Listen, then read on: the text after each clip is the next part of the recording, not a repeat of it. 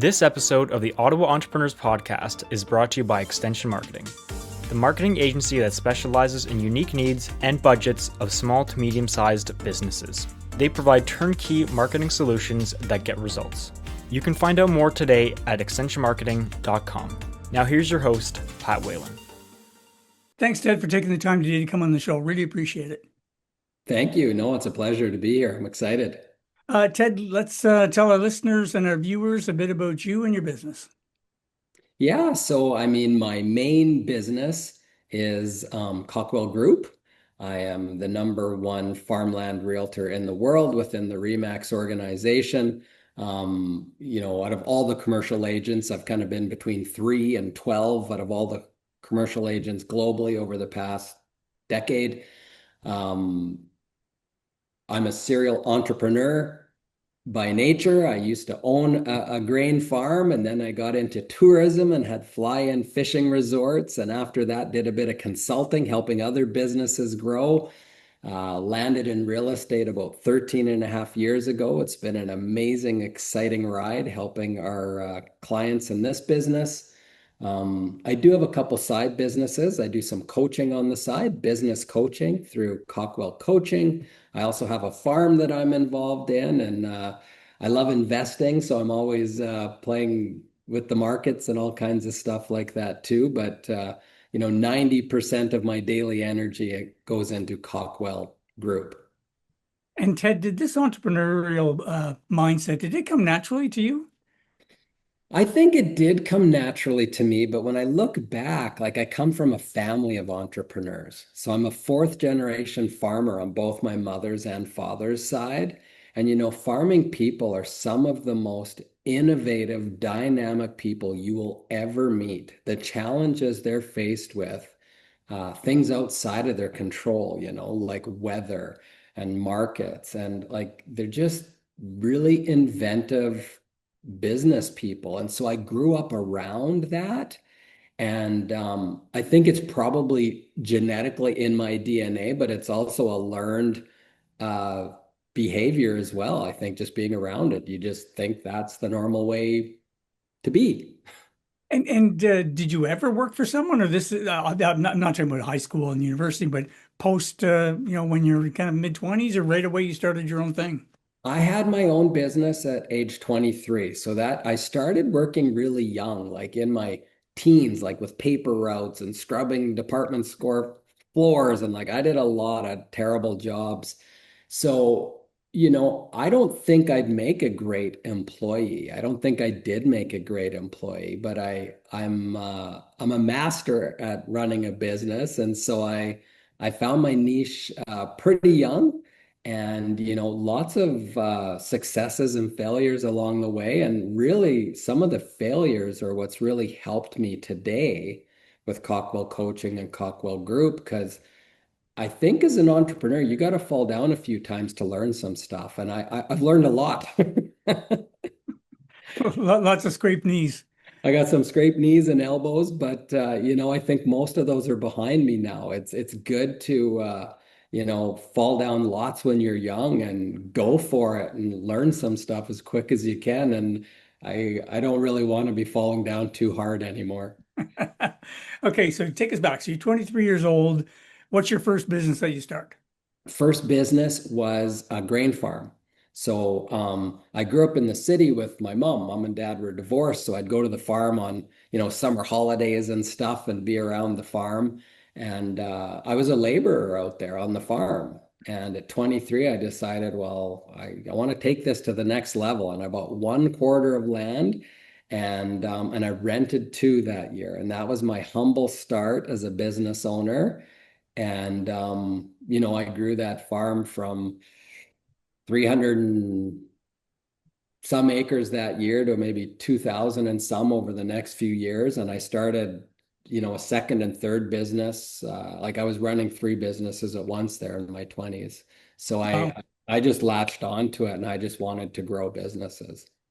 And did you mention, did you say fly fishing? Did I hear that correctly? Yeah. So one of my businesses, I started out once again, very humble beginnings. I was renting out ice augers for ice fishing, and I'd give them little tackle boxes. And then me and a buddy had that. And the second year I bought him out. And then the third year I bought a fly-in fishing resort. So no road access. You had to take a float plane in, but it was a do-it-yourself camp. And they did 30 guests a year. And my first year I did 138. Wow. So I ran it for 2 years and then sold it. And then I went all in. I raised a couple $1 million in about 2004, and built one of Canada's most luxurious and remote fly-in fishing resorts. And so I had 22 staff at 32 years old, and all this money that I'd leveraged on out of thin air. And it was an amazing education up there, and didn't make any money out of it and ended up losing money in the end. But I learned so many skills that I use today. I learned how to build systems, procedures, staff manuals, how to be a team leader, how to do marketing plans and sales and customer service and business planning. And, I learned so much. It was a massive success from that perspective. And how many years did you do that for? Well, that first fishing camp was 2 years. And then I was 3 years with and the bigger one was actually three. I built two and bought another one. So I had three going at once. And then had a bad business transaction take place with some partners and stuff. So I was out of that. And then the new buyers wanted me to come in to show them how to run it. So I was back and forth in there for a year or two. Uh, and yeah, so it was, probably holistically in the tourism thing, probably 7 or 8 years. I had another business early on called Ice Dreams, Canadian Winter Adventures, where we do winter adventures, snowmobiling, ice fishing. So 7 or 8 years total, and 3 years with the flagship location. Isn't that interesting? You mentioned that you didn't make a lot of money at these things, yet you're rich from the experiences that you had. Yeah. I think that's really important to any of our listeners, that not to be negative, but you may stumble out of the gate in your first entrepreneurial venture. Ted, I don't know if you agree or not, but that doesn't mean you don't try again and take those lessons and apply them. Would you agree? 100%. Like, you will fail. I don't know. If not, you're a rare anomaly. Entrepreneurs, someone told me the definition of an entrepreneur is someone that jumps off a cliff and figures out how to build wings on the way down. Right? Like, if you wait until you know everything that you need to know, it's too late. The opportunity's passed you by. So you just have to get in there, do your best, gather resources, be resourceful about gathering data and intel from other people that have gone before you. Like, hiring a coach is one of my tips. Get a coach that can help you navigate, and expect to fail. And when you fail, get up and go again. And, you know, I think my success in business today is not because I'm more skilled or intelligent than someone else. It's just my persistence is a 10 out of 10, right? Like, I fall down, I get up. I just keep getting up. And if you keep getting up, you're going to end up being a pretty bright person with some good business acumen. Ted, the last, I don't know, 6 or 7 episodes of the podcast, I ask these similar type questions, and more I'm finding guests are saying, having said all that, what you just said about perseverance, they're then framing it as not everyone is cut out to be an entrepreneur. So you need to understand that. And I've been doing this for years, this podcast, and this is just something that just keeps coming up on a regular basis. So first of all, do you agree with that statement? 100%. Yeah, I Okay. mean, this is not the life for everybody. Yeah. And I guess, is there a way for someone that's thinking of starting a business to know whether or not they are the right personality to be an entrepreneur? You did it through trial and error. I did it through trial and error. I'm not sure that's the best approach, but maybe it's the only approach. I don't know. What are your thoughts? Yeah, I think it might be. I mean, it's the only approach I know, so I can't really speak to anything else. I just tell people, and this sounds so cliche, but it honestly is the truth. You just have to follow your heart, follow your intuition. Like, if you spend some time doing something that's exciting to you and it doesn't work out as planned, great. But, you know, Wayne Gretzky said, you miss 100% of the shots you don't take. And I don't think any entrepreneur wants to be sitting on their deathbed going, I didn't take that shot. They'd rather fire the shot and miss than that. And at least they know they took a crack at it. Okay, so you've done the resort thing and the tourism thing, and from there, did you go right into what you're currently doing? No, I had one little 2-year stint in between, and I was a consultant, and they say, "Well, what's a consultant?" They say, "Well, that's someone that's unemployed." But I stumbled into it by fluke. Like I said, I had a bad end to that fishing resort business, and I found myself in the void, right? Like I don't have this business. I don't have like an identity. I'm not like my business card, I'm not the president of this company anymore. And my phone just kept ringing and ringing and ringing. And it was like, hey, we don't know how you sell all those fishing trips, but we have this lodge in BC. Would you help us do a marketing plan? I'm like, okay, I guess so. And then I had another lodge in the Yukon. Well, but we've got this fishing resort and we'd heard about what you're doing over there. And could you help us do some marketing and strategic planning? Sure. And then, you know, another camp in Saskatchewan calls me and, well, could you come and we'd like a full analysis of our operation and what you think of it? And it's like, well, so how does this work? Well, we'll fly you in and you just pretend you just be a guest. I'm like, you're just giving me a free fishing trip and then paying me money? So I started taking these gigs, and then it got outside of the fishing resort business. Well, we're starting a yoga and wellness business. Could you help us with a business plan? So I did that for a couple years, and I didn't market. I didn't do anything. It was just people phoning me that had known me or of me. But I got to a point where I'm like, this isn't my path, and I'm not making enough money and it's sort of piecemeal. And, I was 39 years old and I'm like, man, the jobs I want, I need 7 years education. And I don't think I have enough runway for that, but I can be a realtor in 3 months. So I honestly got into real estate just to pay some bills. And it turned out that it took off like a rocket. And it took me 2 or 3 years to figure out why. People were asking me, like, what are you doing? Give me the secret. And I'm like,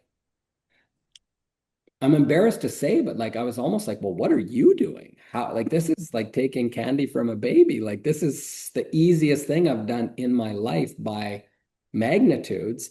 But what I realized 2 or 3 years in was I had a PhD in real estate.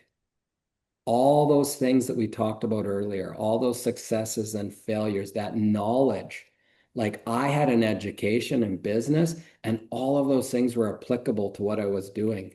And it served me really, really well. So that's sort of the story of how I got to real estate and and why I was successful in it. And your current business, is it restricted to the province of Saskatchewan, or do you go beyond that, or that's your focus, you want to stay there? Yeah, so it's just the province of Saskatchewan.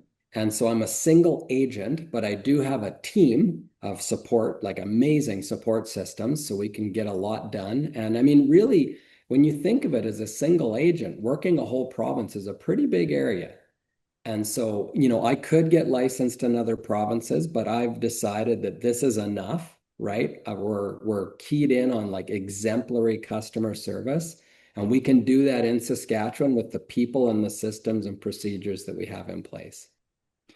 And how did this end up going or into kind of the side coaching thing that you have going? Very similar to when you were a consultant, people just started contacting you, or did you actively go out and pursue coaching opportunities? Well, that's a good question. Yeah, I mean, it was people pursuing me. They're like, "Hey, like, could you coach me?" And it's like, "Well, I'm not really a coach." But then I said yes to one person, and I'm like, "Geez, this feels good to help people." And it's like, I do have a PhD in real estate and business, and it's like, what a waste if it's just sitting with me. Like, I want to give this away to people and help them grow their businesses. And I think it's a natural progression in life too. Like it's like I've taken, however many decades to amass this knowledge, and I just want to share it now. Like I actually am an expert at something, finally, you know, and it's been a real passion project. It is, I'll be sitting doing something on the weekend, not trying to work, and I'm not thinking about my real estate business. I'm thinking about coaching. It's like, this is what I can talk to the group about next week. And it fires me up to help and support people. And yeah, it's truly my passion. I live for it right now. I love it. And you and I, when we spoke last week, Ted, as you know, I've done coaching and consulting, and Yeah. honestly, it's so fulfilling to coach somebody and to see them have those light bulb moments and to realize you just saved them months, if not years of Yes. not just time, but potentially money. And it's very gratifying. It's very gratifying. I don't know if I've done anything that's gratifying ever, and certainly not in a long time. And, interestingly enough, I've been coached for 20 years. So it's not like I'm just a coach. It's like I still have a couple of business coaches and I have a life coach. And like I have used coaching to elevate my business and have access to information to grow my business and quicker and grow my life uh, in a quicker, better way. So it's something I truly believe in. It's not like I'm just a coach, but I've never been coached. I think the best coaches, a coach has a coach, has a coach, has a coach, right? Yeah, yeah.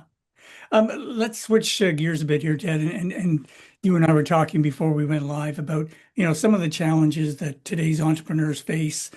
And along with those challenges typically comes some struggles. So what advice would you give to someone that's listening that owns a business currently, but they're just having a tough time right now? And we've all been there. So what would your advice be to that individual? Yeah, great question, Pat. Thank you.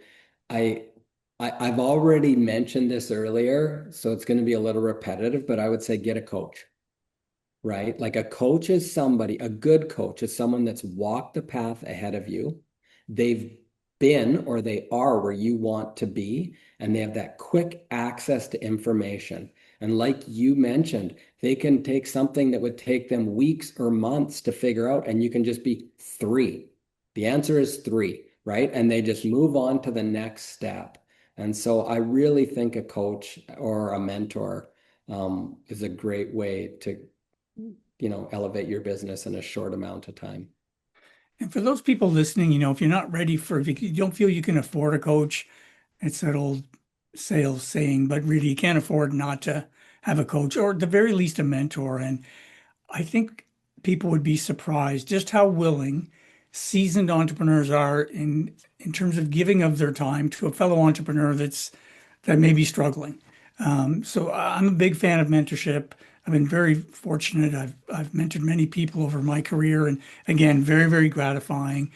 And sometimes all you have to do is ask. But I find, Ted, that a lot of entrepreneurs they're so full of pride that they feel if they ask, it's almost like a sign of weakness or an admission of failure, when in fact it's not. Do you agree?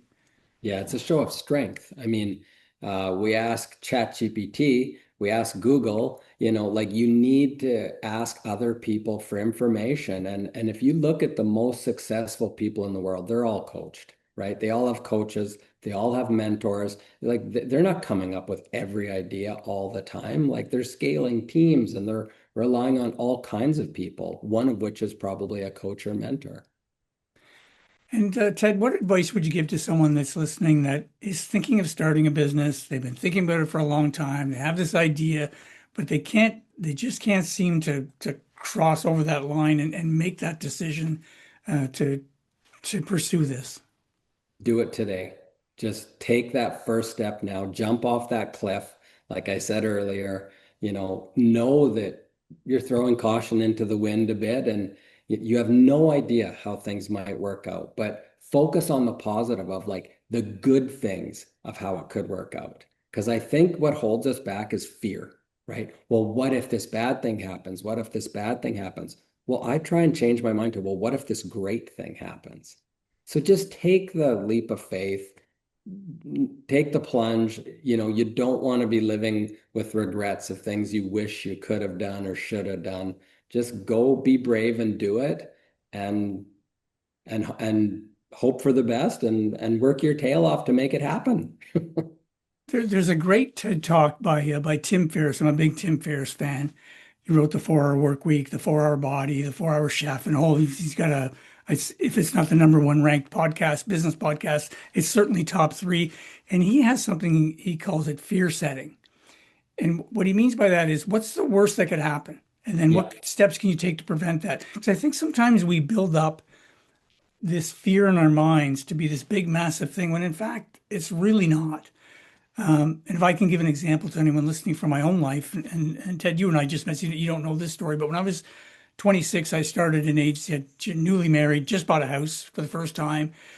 And my brothers who are all civil servants, very conservative, they said, "Oh my God, what happens if the business doesn't work?" I said, "Well, I sell my house. Like it's a house. This is my life." And the business didn't work, but I Yeah. didn't have to sell the house. So anyway, for anyone listening that's wants a maybe a format to follow, it's a TED Talk you can find it on YouTube by Tim Ferriss. It's called Fear Setting, and I think it's really really helpful. I've walked a lot of people through that because our fears are we blow them out of proportion, I think. 100%. There's nothing to fear but fear itself. And, if you look at you, Pat, or me, or anybody listening to this podcast, you know, we've all been through worse, right? Like we've all been through some stuff in our life and we're all still here. Right. And we like somehow our brain tricks us that like we're gonna die. Like if we lose this job or this business, it's over. It's like it's not over. You didn't lose your house, and some people do, and but then you get another house, or you find out you like to live in a condo or something different great comes out of it. You can't let fear control you, and that's I think successful entrepreneurs, they find a way to overcome that fear. I'm going to butcher this saying, I'm sure, but I remember reading it years ago. Fear weighs ounces, regret weighs tons. Yeah. And so a little bit of fear today or regret, when you're later on in life looking back going, man, I never took that chance, or I had that idea that I never pursued. Um, yeah, I've kind of used that as a bit of a guiding principle. Ted, before we let you go and find out, our listeners can find out more about where they can find you. I know you do a lot of good work in the community. So can you share some of that with us, please? Yeah, it's a changing dynamic of the work that we're doing in the community. Because I'm passionate about fishing and the outdoors, I actually hosted a children's fishing event for 14 years, and we'd get out like 1,000 kids, and it was a free day of barbecue and face painting and balloons and fishing, of course. But when COVID hit, we had to stop that because getting 1,000 kids together would have I would have been in some type of COVID jail, I'm sure. So we stopped that, and since then we've just branched out into a lot, different smaller activities, and we've always done lots of smaller ones on the side as well. But we do a lot in the agriculture sector, like we help with 4-H for kids with cattle and agriculture in the classroom. We also give back to SPCA. One of our big ones is in Saskatchewan and Saskatoon. Here we have a children's hospital. And so we give back to that children's hospital. It's something really important. So lots of other little things, but we just try and find the places that need it the most. And we donate our time and our money to help make this amazing community that helps us to help them out a little bit. Isn't it really the best investment, Ted, that we can all make as entrepreneurs? We're big believers in giving back to the community that serves us. And there's, talk about gratification earlier. This is very gratifying. We find as a team when we give back, whether it's volunteer our time or donate money. So yeah. Yeah, it's a beautiful thing. And most of my life I wasn't in a position where I could do this. And so once you get to a position where you can, it's just, I don't know, I feel it's quite a responsibility and I feel accountable to give back. That's part of the deal for finding some success as an entrepreneur. Agreed. Ted, before we let you go, where can our listeners find out more about you and your companies? We're at cawkwellgroup.com or cawkwellcoaching.com, Cawkwell, Cawkwell. And yeah, just find us on the World Wide Web. We're out there. We're also on Facebook and LinkedIn and Instagram, and we're all over. Thanks so much for your time today, Ted. Really appreciate it.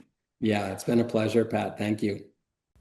If your company or organization is looking to improve your marketing, go to the Extension Marketing website at extensionmarketing.com and book a discovery call today.